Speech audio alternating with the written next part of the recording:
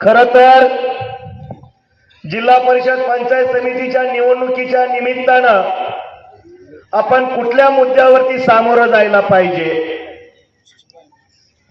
आपण कुठला मुद्दा घेऊन जनतेच्या समोर सामोरं गेला जायला पाहिजे।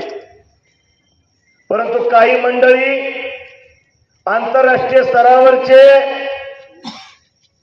मुद्दे घेऊन सुधाकरजी पुढे येत आहे की त्या मुद्द्याशी आणि ह्या मुद्द्याशी काही त्या ठिकाणी संबंध नाही।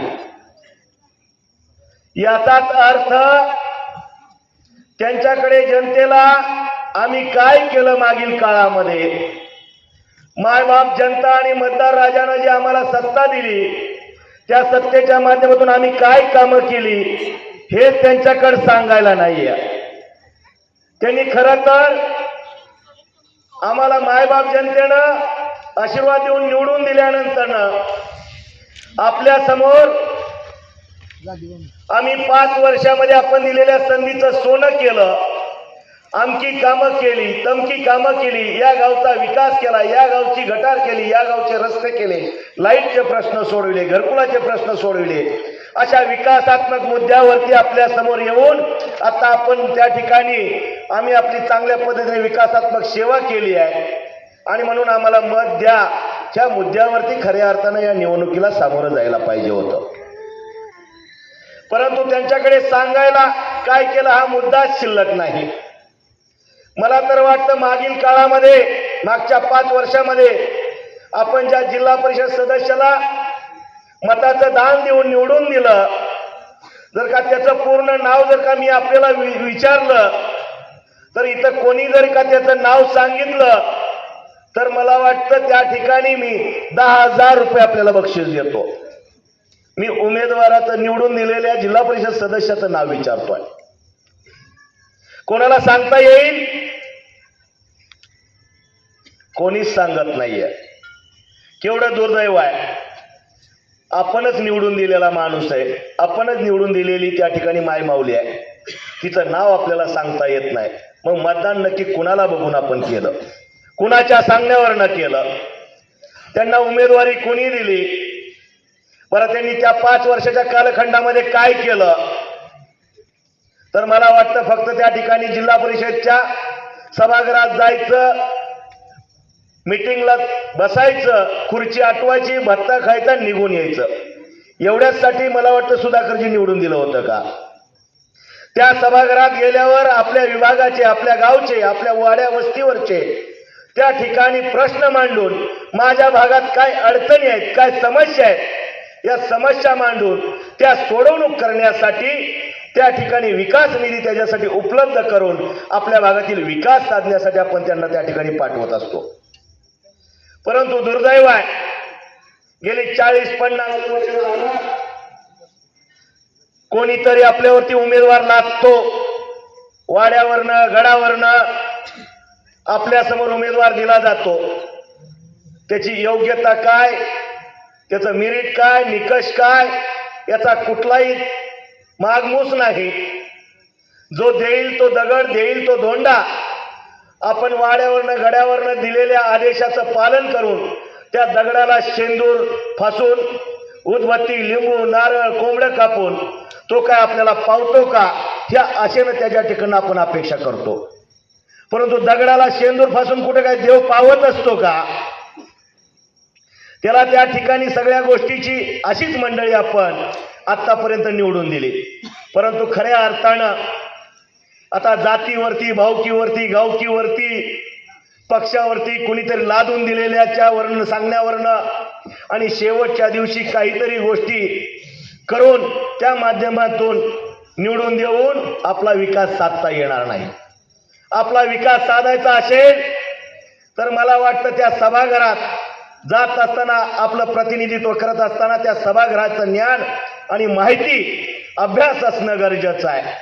तिथं गेल्यानंतर प्रशासनाला आपल्या हक्कासाठी, आपल्या मायबाप जनतेच्या हक्कासाठी, आपल्याला निवडून दिलेलं त्यांचं प्रतिनिधित्व सेवा करण्याच्या हक्कासाठी त्या ठिकाणी आपण सभागृहामध्ये त्या अनेक प्रश्नावरती चर्चा करून आपले विकास निधी आणून आपल्या भागाचा विकास करण्यासाठी आपल्याला तिथं पाठवायचं आहे। पण दुर्दैवानं आपण वेगळ्या मुद्द्यावरती त्यांना निवडून देतो आणि जर का चुकीच्या मुद्द्यावरती आपण निवडून दिलं तर विकासात्मक पुन्हा पुढची चर्चा करायची कशी? आणि म्हणून अनेक वर्षापासूनची प्रथा परंपरा आता त्या ठिकाणी आपण बंद केली पाहिजे. आज आता भावकी गावकी त्या ठिकाणी पक्ष जात पात याच्या पलीकडे जाऊन विकासात्मक दृष्टिकोन घेऊन आपण या निवडणुका लढल्या पाहिजे, त्याला मतदान केलं पाहिजे. आणि म्हणून आज मी आपल्याला मताचं दान मागण्यासाठी आलेलो आहे. जिल्हा परिषदचे आमचे शिवसेना पक्षाचे अधिकृत उमेदवार दीपकजी चंदनशिवे आहेत. ते उच्च विभूषित आहेत. त्यांना कामाचा आणि त्या ठिकाणी प्रशासनाचा त्या ठिकाणी चांगल्या पद्धतीचा अभ्यास आहे. आणि त्यांच्या या अभ्यास वृत्तीतून आपण पाहिलं असेल गेली कित्येक वर्ष झालं जनतेची सेवा करण्यासाठी, मग त्या ठिकाणी पंचायत समिती असेल, कचेरी असेल, पोलीस स्टेशन असेल, अशा अनेक ठिकाणी आपल्या तालुक्यातील जिल्ह्यातील लोकांची सेवा करण्याचं काम त्यांनी केलेलं आहे. आणि म्हणून अशा उमेदवाराला आपण त्या ठिकाणी मत दिलं पाहिजे. दुसरा, पंचायत समिती गणातून माझी स्वतःची अर्धांगिनी रोहिणी महेश साठे या ग्रामपंचायतच्या सदस्य आहेत. एक नाही दोन ठिकाणाहून आहेत. त्या पंचायत समिती गणामधून मी आपल्याला उमेदवारी दिलेली आहे. आणि म्हणून मी अगोदर केलंय आणि मग मागायला आलोय. माझी ओळख काय फार मोठी नाही आहे. मी कुठला वारसा घेऊन जन्माला आलो नाही. त्या ठिकाणी सर्वसामान्य कुटुंबातून जन्माला आलेलो आहे. आणि माझी ओळख फक्त काम आणि विकास आहे. आणि या विकासाच्या जोरावरती मी आपल्या पुढे मत मागायला आलोय. एकनाथजी शिंदे साहेबांच्या आशीर्वादानं त्या ठिकाणी संघटनात्मक जबाबदारी मिळाल्यानंतर मी टाकळीमध्ये प्रयोग केला आणि माझ्या घराची सदस्य संख्या 8 आहे. त्यातील एक प्रशासकीय अधिकारी आहे. मी स्वतः पदाधिकारी आहे. वडील माळकरी आहेत. उरले 5, त्यापैकी 4 हे लोक 5 ठिकाणी ग्रामपंचायती सदस्य आहेत. माझ्या गावची लोकसंख्या 33,000 आहे.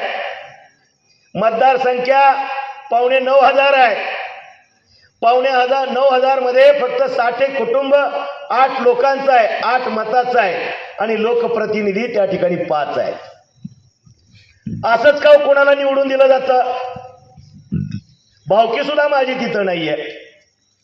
केवळ आणि केवळ विकासाच्या जोरावरती त्या ठिकाणी या मतदार राजानं आपल्याला निवडून दिलं. आणि म्हणून मी टाकळी गावचा सर्वांगीण विकास केला. आणि मला वाटतं टाकळी गाव हे नुसतं जिल्ह्यात नाही तर राज्यात सुद्धा त्या ठिकाणी परिचित झालं. जवळपास 68 कोटीचा विकास टाकळी ग्रामपंचायतचा झाला. एकनाथजी शिंदे साहेब ज्यावेळेस पंढरपूरला आले होते पहिल्यांदा मुख्यमंत्री झाल्यावर, त्यावेळेस मी तीर्थक्षेत्र विकास आराखड्याची त्या ठिकाणी मागणी केली. आणि तात्काळ त्याच व्यासपीठावरती एकनाथजी शिंदे साहेबांनी 3,000 कोटीचा तीर्थक्षेत्र विकास आराखडा केला. त्याचबरोबर मराठा भवन, महाराष्ट्रातील पहिलं मराठा भवन पंढरपूरमध्ये साकारलं. आणि त्यावरचं आरक्षण, त्या जागेवरचं आरक्षण देखील एकनाथजी शिंदे साहेबांनी काढलं. आणि डीपीडीसीच्या पहिल्या मीटिंग मध्ये मराठा भवनासाठी मीच माझ्या डीपीडीसीच्या फंडातून 5 कोटी 5 लाख रुपये दिले. आणि लोकसभेच्या आचारसंहितेच्या अगोदर पुन्हा एकनाथजी शिंदे साहेबांच्या खात्यामधून नगर विकासच्या 10 कोटी रुपये दिले. जवळपास 15 कोटी 5 लाखाचं मराठा भवन त्या ठिकाणी आपण उभार करतोय. त्याचं काम सुद्धा चालू आहे, आपण पाहत असाल. त्याचबरोबर दलित बांधवांसाठी गेली कित्येक वर्ष झालं वसतिगृह नाहीये, जागेअभावी भाडे तत्वावरती चालतंय. जवळपास महिन्याला 3 ते 4 लाख रुपये त्यासाठी शासनाला भाडं भरावं लागतंय. असा शेकडो कोटीचा भुर्दंड आतापर्यंत शासनाला बसलेला आहे. म्हणून दलित बांधवांची, विद्यार्थ्यांची सोय व्हावी म्हणून संजयजी साठे माझे बंधू यांच्या कार्यक्रमामध्ये टाकळी आणि कोटीच्या शिवावर आपले टाकळीचं गायरान आहे. तिथं आपण 6 एकर जमीन भूखंड आहे, त्यातलं 2.5 एकर ह्या वसतिगृहासाठी दिलं. आणि एकनाथजी शिंदे साहेब, आठवले साहेब आणि संजयजी शिरसट साहेब यांच्या माध्यमातून समाज कल्याणमधून 37 कोटीचं वसतिगृह साकारण्यासाठी आपण तत्वता मान्यता मिळवली. परंतु काल दुर्दैवानं या वसतिगृहाची जागा मोजणीसाठी आल्यानंतर आत्ताचे काही उभा असलेले उमेदवारांचे प्रतिनिधी, काही लोकप्रतिनिधी, समाजकंटकांनी त्या ठिकाणी त्याला तीव्र विरोध केला. म्हणजे विकासात्मक कामाला विरोध करता तुम्ही का? महेश साठे करतोय, दीपकजी चंदनशिवे करतायत म्हणून. अरे कुठं फेडणार आहे का पाप? असंच मला आपल्याला सांगावं वाटतं. टाकळी गावासाठी पाणी पुरवठ्याची मी योजना आणली 37 कोटीची. ही 37 कोटीची पाईपलाईन पूर्ण होऊ नये म्हणून सुद्धा मला वाटतं काही लोकांनी लेखी अडथळा आणला.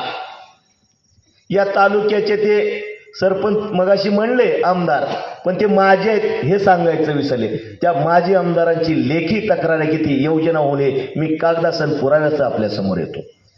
म्हणजे सर्वसामान्य नागरिक हा त्याला त्या ठिकाणी सुखसुविधा, विकास आणि चांगल्या पद्धतीचा त्या ठिकाणी त्याला राहणीमानासाठी दर्जा उंचवला पाहिजे अशी भूमिका तुमची नाही आहे. सर्वसामान्य नागरिक हा त्या ठिकाणी स्वतःच्या पायावर उभा राहिला नाही पाहिजे, सातत्यानं कर्जबाजारी असला पाहिजे, सातत्यानं आपल्या पायापाशी बसला पाहिजे, सातत्यानं आपल्याला मालक म्हणलं पाहिजे. स्वतःच्या पायावर उभा राहिला आणि त्या ठिकाणी सक्षम झाला तर तो बंडखोर होऊ शकतो. बंडखोर झाला तर आपल्या विरोधामध्ये बंड करू शकतो. बंड करू नये म्हणून त्याला पोटाच्या प्रश्नाच्या पलीकडे कुठलाच विचार आजपर्यंतच्या या 40 वर्षाच्या कालखंडामध्ये स्वतःला मालक म्हणून घेणाऱ्या व्यक्तीनं केला नाही. मालक म्हणताना स्वतःला काल परवा मला वाटतं काल कुठेतरी आपण टीका केली माझ्यावरती. मी आपल्यावरती टीका करणार नाही. मालकाची व्याख्या काय? गोर गरीब, दलित, वंचित, शोषित वर्गाला, शेतकरी वर्गाला, सुशिक्षित बेरोजगार वर्गाला, माता माऊलींना त्या ठिकाणी न्याय दिला पाहिजे. त्यांच्यासाठी आपण चांगल्या पद्धतीची कामं केली पाहिजे. अशा लोकांना मालक म्हणतं. परंतु इथं उलटीच मालकाची व्याख्या या तालुक्यामध्ये. जेवढं जनतेची पिळवणूक करता येईल तेवढी करायची, अडचणीत आणायचा, त्याला त्या ठिकाणी कुठल्या तरी इलेक्शनच्या माध्यमातून उभा करायचं, मी तुला मदत करतो म्हणायचं आणि पुन्हा 7-12 त्या ठिकाणी बँकेत घेऊन जा म्हणायचं. असं प्रत्येक नागरिकाचे 7-12 आणि त्या ठिकाणी व्यसन अडकविण्याचं काम आतापर्यंत या जनतेला त्या ठिकाणी आपण केलेलं आहे. आज आपण पाहतोय अशा अनेक घटना आहेत आणि म्हणून मला सांगावंसं वाटतं की विकासाच्या मुद्द्यावरती आपण बोला, लोकांना काय देणार आहे त्या मुद्द्यावरती बोलवा. आज मी आपल्याकडे मताचं दान का मागतोय तर मला वाटतं एकनाथजी शिंदे साहेबांनी जर का कुठली कामं केली असतील तर सगळ्यात मोठं काम केलं ते म्हणजे महिला सक्षमीकरणाचं. माझ्या लाडक्या बहिणी, माय माऊली स्वतःच्या पायावर उभा राहिल्या पाहिजेत आणि म्हणून त्यांनी महिला सक्षमीकरणाचं धोरण अवलंबलं. लेक लाडकीच्या माध्यमातून वर्षाला 5,000 रुपये, उच्च शिक्षण मोफत, अर्ध तिकीट योजना, लाडकी बहीण योजना, अन्नपूर्णा योजना, त्याचबरोबर राशन मोफत, अशा अनेक योजनांमधून महिलांना सक्षमीकरण केलं. शेतकऱ्यासाठी 1 रुपयामध्ये पीक योजना, मागे त्याला शेततळ, विहिरीच्या अनुदानामध्ये 1.5 लाखाची वाढ करून 5 लाख रुपये केलं. केळी पिकाला फळ पिकामध्ये समाविष्ट केलं. आपत्ती व्यवस्थापन मध्ये, पूर्व परिस्थितीमध्ये त्या ठिकाणी शेतकऱ्याला दिलासा देण्याचं काम एकनाथजी शिंदे साहेबांनी केलं. तरुण बांधवासाठी अनेक उद्योग या ठिकाणी राज्यामध्ये आणले. तरुणांच्या हाताला रोजगार मिळावा म्हणून देखील काम केलं. पंढरपूरच्या बाबतीमध्ये MIDC मंजूर करणं असेल, तीर्थक्षेत्र त्या ठिकाणी विकास आराखड्याच्या माध्यमातून असेल, कॉन्क्रीटीकरणाचे रस्त्यातील नामसंकीर्तन असेल, पाणी पुरवठा योजना असेल, भुयारी गट्टा टप्पा क्रमांक 4 असेल, अशा अनेक योजनांच्या माध्यमातून 3800 कोटी रुपये दिले. वारकऱ्यांची सेवा करण्यासाठी पंढरपूरला दरवर्षी 4 वाऱ्या भरतात. आषाढी वारीमध्ये स्वतः त्या ठिकाणी वारकऱ्याची गैरसोय होऊ नये म्हणून, स्वतः त्या वारकऱ्यांच्या शौचाचा प्रश्न असेल, लघुशंकेचा प्रश्न असेल, त्यांच्या पोटाचा प्रश्न असेल, त्यांना राहण्याची व्यवस्था असेल, अशी सुजलाम सुफलाम स्वच्छ वारी मला वाटतं मागच्या 4 वर्षाच्या पहिला पण कधी पाहिली आहे का? वारी होऊन गेली तर मला वाटतं या तालुक्यातील डॉक्टर मला वाटतं कुठं तर सुट्टीला बाहेर जायचे, ही परिस्थिती असायची. पण वारीमध्ये आपण फिरत असताना किंवा वारी झाल्यावर जर पंढरपूरमध्ये गेलं तर वारी होऊन गेली का हाही सुद्धा आपल्याला जाणवत नाही. म्हणजे एवढी सुखकर वारी आणि वारकऱ्यांचं हित सुद्धा जोपासणारे एकनाथजी शिंदे साहेबांनी काम केलं. आणि म्हणून वारकऱ्यासाठी सुद्धा त्या ठिकाणी एकनाथजी शिंदे साहेबांनी कामं केलेली आहे. अशी विकासात्मक दृष्टिकोन घेऊन आम्ही मंडळी आपल्या पुढे आलेलो आहे. सगळ्यात महत्वाचं, मुख्यमंत्री वैद्यकीय सहायता कक्षाच्या माध्यमातून 2014ला याची स्थापना झाली. 2014 ते 2022 पर्यंत या वैद्यकीय मदत कक्षामधून फक्त 2.5 कोटी रुपये खर्ची पडले. परंतु जेव्हा एकनाथजी शिंदेच्या या राज्याचे मुख्य प्रमुख झाले त्यावेळेस 22 ते 24 मध्ये 438 कोटी रुपये खर्च झाले आणि शेकडो लाखो गरिबांसाठी वैद्यकीय मदतचा लाभ झाला. मग मला सांगा, लाडक्या बहिणीची योजना आणली. लाडक्या बहिणीच्या माध्यमातून मला सांगा, इथल्या बसलेल्या माय माऊलीने ऐकत असलेल्या माय माऊली यांना मला प्रश्न विचारायचा आहे.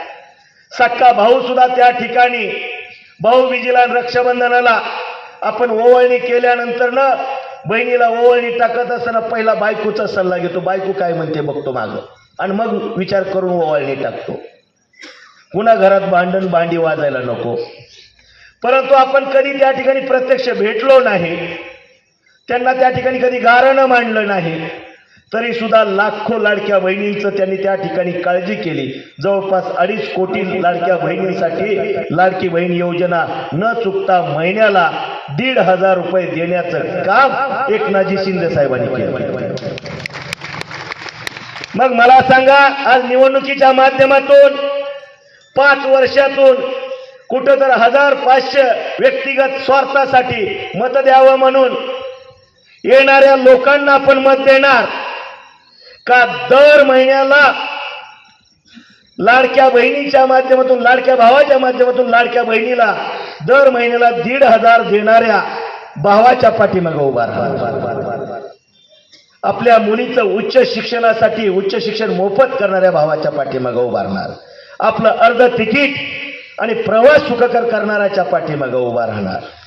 लेक लाडकी योजनेच्या माध्यमातून 5,000 रुपये देणाऱ्या भावाच्या पाठीमागे उभा राहणार. शेतकऱ्यासाठी विहिरीचं अनुदान 5 लाख रुपये करणाऱ्या भावाच्या पाठीमागे उभा राहणार. का तरुणांसाठी रोजगार निर्माण करणाऱ्या तरुण भावाच्या पाठीमागे उभा राहणार. नेमकं आपण कुणाच्या पाठीमागे उभारलं पाहिजे याचा विचार करणं गरजेचं आहे. बंधूंनो आणि भगिनींनो, डॉक्टर बाबासाहेब आंबेडकरांच्या संविधानानं आपल्याला मताचा अधिकार मिळाला. आपल्या या मताची किंमत होऊ शकत नाही. मत हे अनमोल आहे आणि ते दान केलं पाहिजे. परंतु दान करत असताना जर का आपली चूक झाली तर मला वाटतं आपल्याला विकासात्मक बाबीमध्ये कपाळ मोक्ष करण्याच्या पलीकडे काय मिळत नाही. म्हणून या देशाच्या राष्ट्रपतीला असेल, अदानी अंबानीला असेल, मुख्यमंत्री पंतप्रधानाच्या मताची सुद्धा किंमत एकच आहे. आणि माझ्या माय माऊली शेताच्या बांधावर जाऊन खुरपण करणाऱ्या, मोलमजूर करणाऱ्या भावाच्या मताची सुद्धा एकच किंमत आहे. म्हणून मतदान करत असताना आपण विचार करा, आपलं मतदान का, कुणाला आणि कशासाठी करायचं आहे. जर का चूक केली तर मागच्या वेळेचा जसा जिल्हा परिषद सदस्य आपल्याला आठवत नाही आणि त्याने केलेली कामं आठवत नाही, तशीच वेळ पुन्हा एकदा ये रे माझ्या मागल्या अशी झाल्याशिवाय राहणार. आणि म्हणून आपला विकास करायचा असेल तर विकासाचा दृष्टिकोन असलेल्या व्यक्तीच्या पाठीमागे आपण उभा राहा आणि मग विकास त्या ठिकाणी कसा साधतो ते बघा. त्या सभागृहात जाऊन काय करायचं हेच माहिती नाही आणि फक्त भत्ता खाण्याचं काम हे लोक करतात आणि केवळ कुणीतरी लागल्यामुळे हे होतं. म्हणून मला पुन्हा एकदा आपल्याला सांगायचं आहे, या शेतकऱ्याचे प्रश्न असतील, आपल्या भागातील काय प्रश्न असतील, ह्या सगळ्या प्रश्नाची सोडवणूक करण्यासाठी आपण या सर्व मंडळीच्या पाठीमागे उभारलं पाहिजे. आम्ही या निवडणुकीला राष्ट्रवादी आणि शिवसेना एकत्र जाती आहे आणि आरपी आहे. खरं तर अभिजितआबा पाटील साहेब आणि एकनाथजी शिंदे साहेब यांच्या माध्यमातून आपण या गटामध्ये सामोरं जातोय. जिल्हा परिषदेला दीपक आबा शिवसेनेवरती आहे, रोहिणी साठे शिवसेनेवरती उभा आहे धनुष्यबाणावरती, आणि आमचे अशोक रणदिवे हे घड्याळ चिन्हावरती आहे. म्हणून खऱ्या अर्थानं अजितदादांना जर का श्रद्धांजली व्हायची असेल तर अभिजित आबाच्या घड्याळ चिन्हासमोरील बटन दाबून त्यांच्याही उमेदवाराला आपल्याला त्या ठिकाणी भरघोस मत करायचं. आणि हे शिवसेनेचे आमचे 2 उमेदवार असा हा टाकळी गटातील, परंतु आपल्यासाठी खर्डी गणाचा संबंध येत नाही. आपल्यासाठी 2च मतं आहेत, एक टाकळी गण आणि टाकळी गण. इथं दोन्ही धनुष्यबाण चिन्ह आहेत आणि खालच्या गणामध्ये राष्ट्रवादीचं चिन्ह आहे. त्याच्यामुळं अभिजित आबांनी अनेक शेतकऱ्यांच्या चुली, सभासदाच्या चुली पेटविण्याचं काम केलं. ते कसं केलं तर आतापर्यंत कारखानदारांनी शेतकऱ्यांचा ऊसामध्ये काटा मारणं असेल, दर निश्चित करण्याच्या बाबतीचं लॉबिंग असेल, बाराजी बागल साहेब, हे ठरवून केलं जायचं, एकत्र बसून केलं जायचं. रोज आपल्या समोर भांडायचं आणि एका खोलीमध्ये येऊन सभासदाची कशी वाट लावायची, शेतकऱ्याच्या ऊसाची कशी वाट लावायची, कितीनं काटा मारायचा, कितीनं बिल द्यायचं जायचं, असं टनाच्या पाठीमागे 400 रुपयाचा फरक आणि काटा मारलेल्याचा फरक खाऊन हे गले लट्ट झालेले काही अभिजितआबाच्या अगोदर येणारे साखर कारखानदार खऱ्या अर्थानं त्यांच्या तावडीतून मुक्त करण्याचं काम अभिजितआबाच्या माध्यमातून झालं. ऊसाच्या दराची कोंडी फोडणारा पहिला पट्टे या जिल्ह्यातला नाही तर महाराष्ट्रातला हे अभिजितआबा आहे.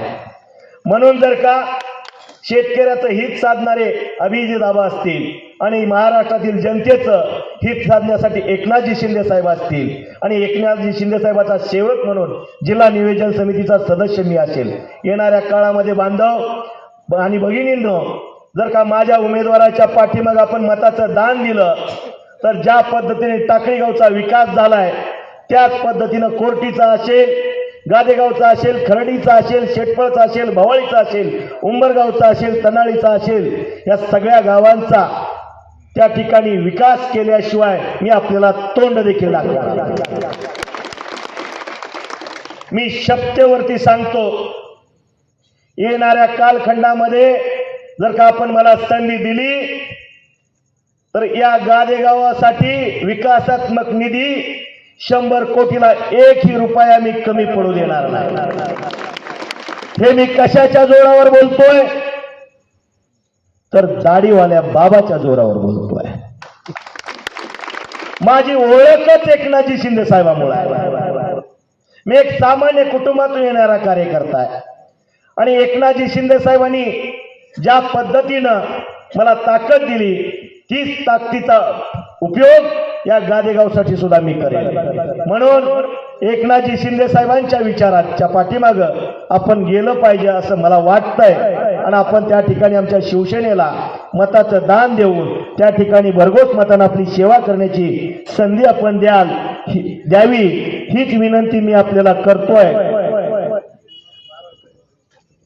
आणि आपल्या गावाच्या विकासासाठी, तालुक्याच्या, राज्याच्या विकासासाठी शिवसेनेचे हात बळकट करावे आणि लाडक्या भावाच्या उमेदवारांच्या पाठीमागं दीपकजीच्या आणि रोहिणीजी साठे यांचं चिन्ह आहे धनुष्यबाण.